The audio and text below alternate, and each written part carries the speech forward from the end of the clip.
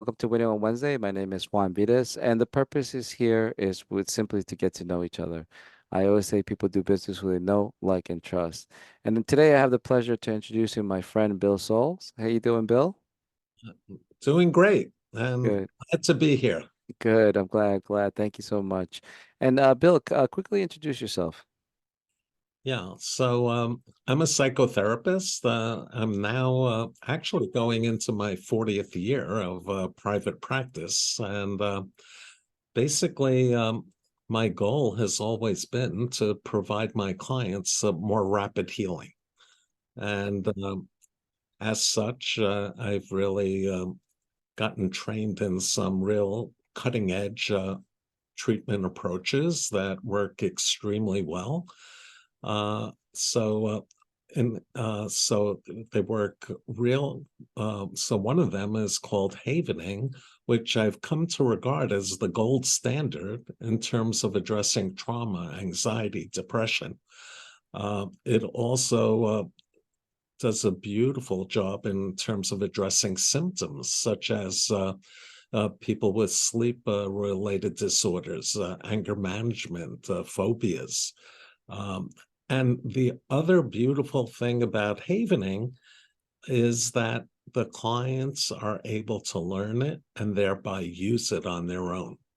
And so I've definitely come to recognize it as the most effective self emotional regulation technique there is. Uh, Yeah. Excellent. We'll Uh, definitely go. We'll definitely go more into that afterwards. But so to take us way back where the early days, where did you grow up?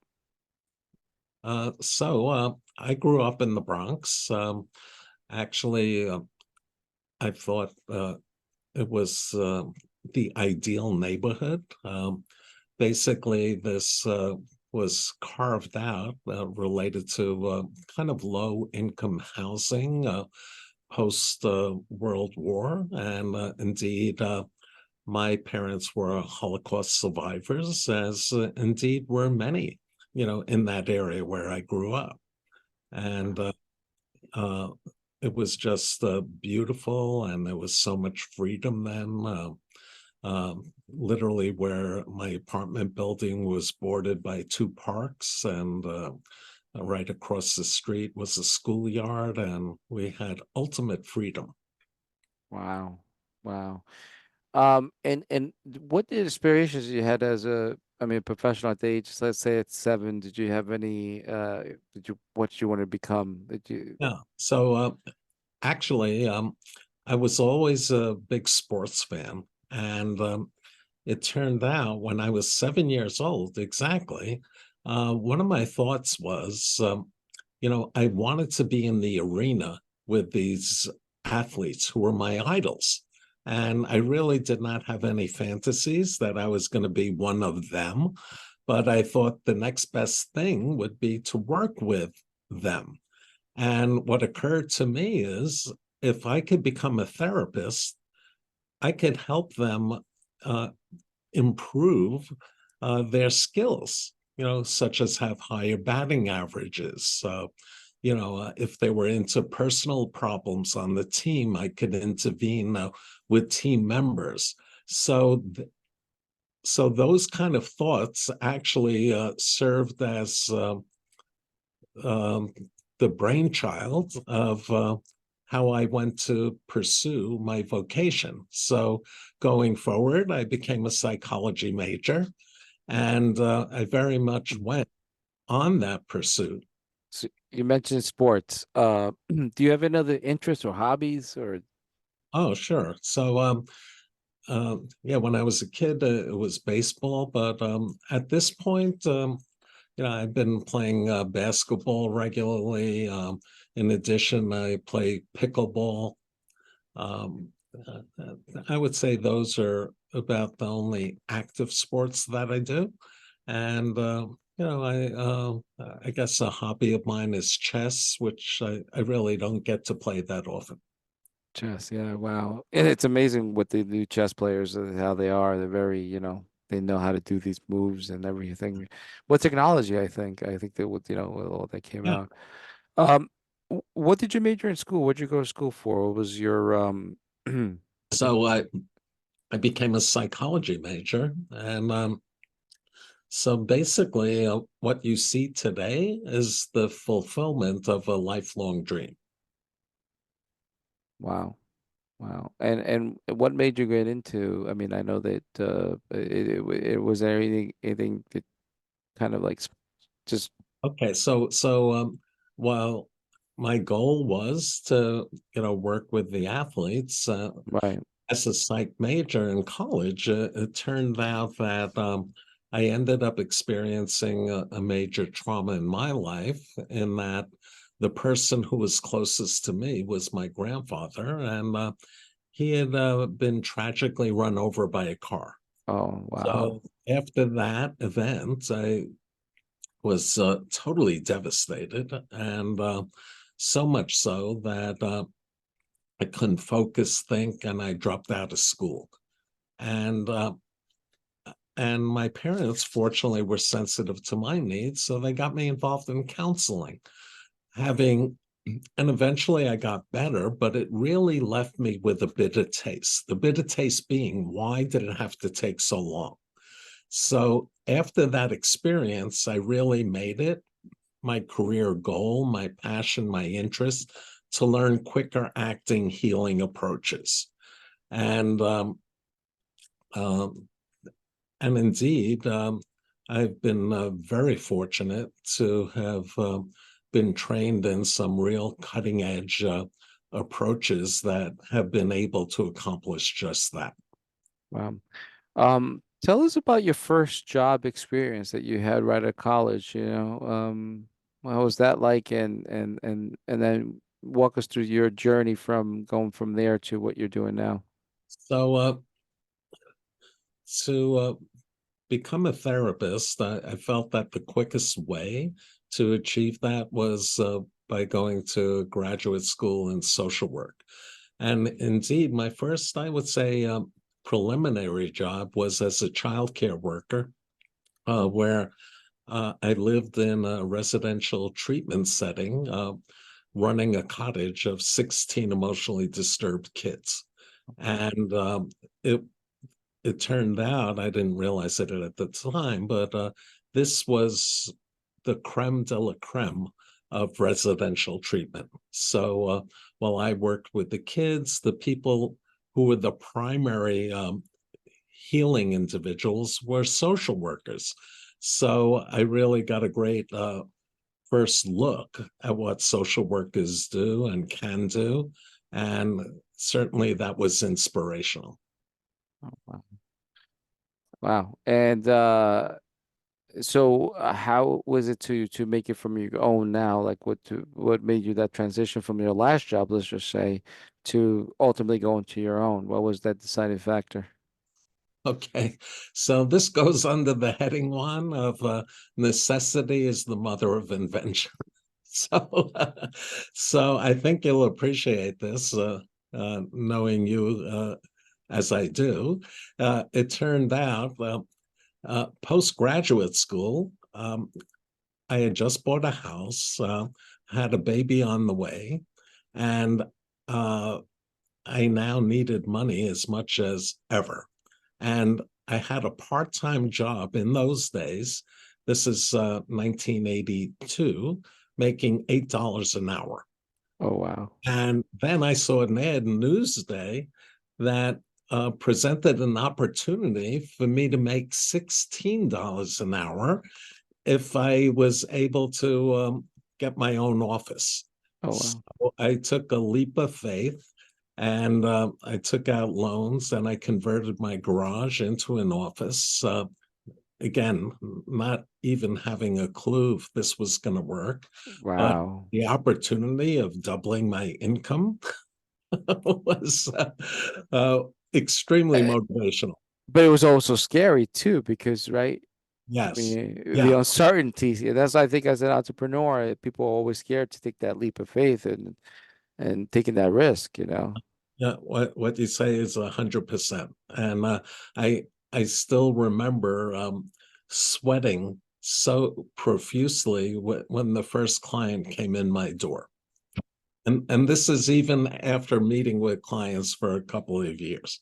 Yes, I remember being very nervous and doing fumbling a lot. Yeah, in the early stages, I do recall fumbling a lot, with especially with clients and you learn. But you learn. I mean, I've been doing this over 25 years now, so for me it's a lot more it's like second nature and which are the red flags and which clients are good for you because they're good fit or not. But that takes over time. It's an experience. Yeah.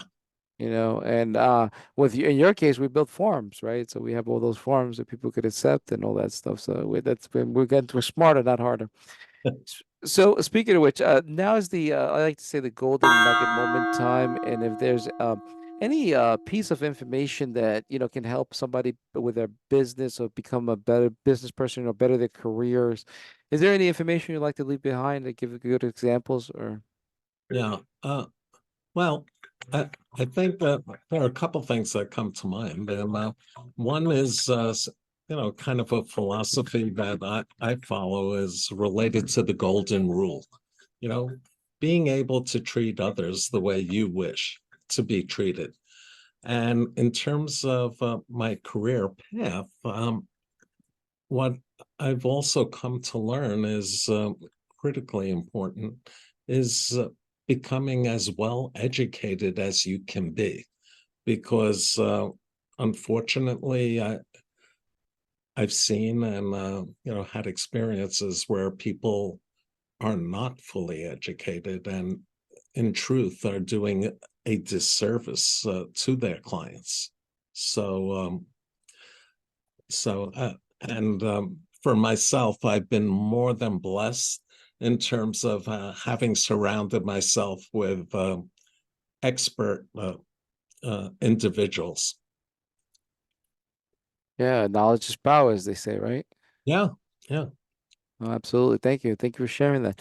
And do you belong to any other like networking groups or community groups or spheres of influence? Uh, yeah, so um, a- as you know, I was a distinguished member of WOW, and actually that was my favorite group for a number of years. I'm also parts involved in a couple of other networking groups. 3 years ago, I became certified in what's called grief recovery, which addresses loss, and loss occurs more than just in terms of death and divorce. And so I ended up joining this group. It's called National Aging in Place. It's a resource group, and I very much enjoyed my involvement with them. Um, uh, and now I'm involved in another morning networking group. And quite frankly, at this juncture, I'm really looking to phase out. Okay, excellent, excellent. So tell us about a little bit about New York Stress Solutions. But Okay, so I'm as I said, my goal has always been to provide more rapid healing, and I've been doing that very successfully for the last 25 years. And so, I had been at one point the primary referral source of the Long Island Railroad, and as well as TWA and American Airlines, oh, wow. because of my training in uh, specific training in trauma.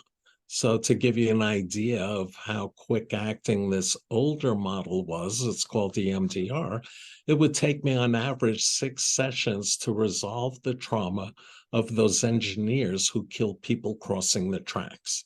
And they were so shaken up, they could no longer commandeer the train. So they would be referred to me.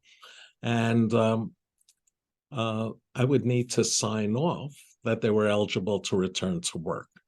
Um, then going forward, I happen to have been extremely fortunate that one of my colleagues who I met in a networking group, he introduced me to the developers of Havening, because of my background in this other treatment approach, they gave me a full scholarship to attend the first ever training in New York City. And so I became literally the 17th person in the world to be certified in havening. Oh, And that was in 2013. And I use it with every single client that I meet with. There's nothing more quick acting. And as I mentioned earlier, uh, something that provides the client the ability to effectively manage their own emotional state. wow. So you said it before, it used to take about 6 weeks. So the old standard of you normally you said for a Okay, person. so using this other approach called EMDR, it took me on average 6 sessions to resolve the trauma of the engineers. With havening, I'm no longer affiliated with the railroad, but I'm sure it would take 3 sessions or Oh less. wow, half of the time. Yeah, as Wow. a matter of fact, I meet with car crash victims, and the first treatment session I do with them, and these are individuals who come in with their spouse because they're afraid to drive. And after the first treatment session, it's not unusual that that individual drives home.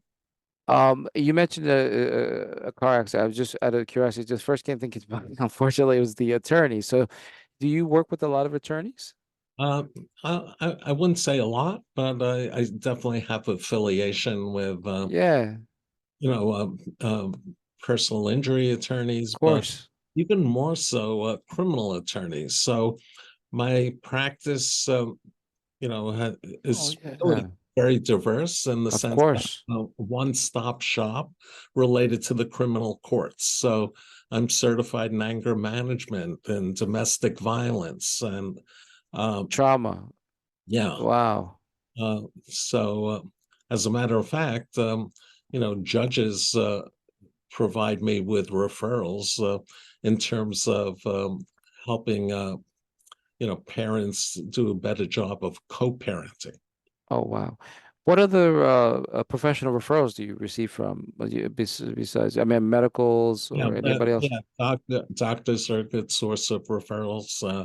Those who are sensitive, you know to the medical issues of their clients. I'm very proud to say I had been working with a client who came to me as a result of being traumatized from his car accident.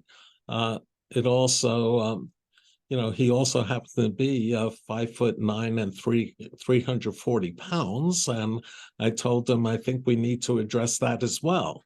And he came to my office just yesterday, and he told me I finally broke the 50-pound mark. So Oh he, wow. he said he doesn't remember looking that good in 25 years. Oh wow. Excellent. Wow. Well, Bill, you're definitely helping a lot of people out there. So, any other future goals for for your company that you have for this year? Anything for this fourth quarter? Do you have any? I know you've been doing a lot of the webinars and talking a lot this past year. Anything new that you have coming Yeah, up? so well, basically, my goal has always been to help educate people because my belief is that um, people need not be in therapy for years and years and years to get better.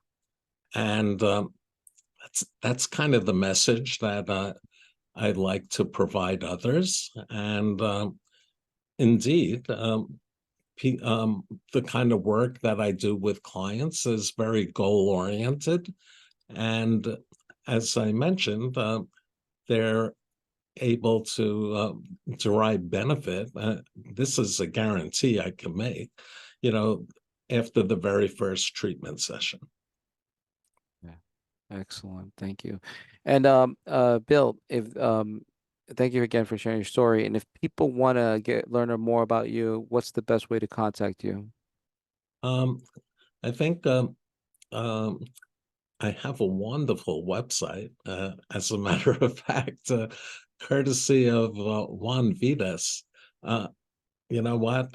Juan set me up with this beautiful website that is so user friendly and high and very functional. So you could go to my website, stresssolutionsny.com, and there's uh, a button in red that says 15-minute chat with Bill. All you need to do is click on that. You'll see my calendar of availability, and uh, you know that would work well. You could use my email address, um, stresssolutionsny@gmail.com.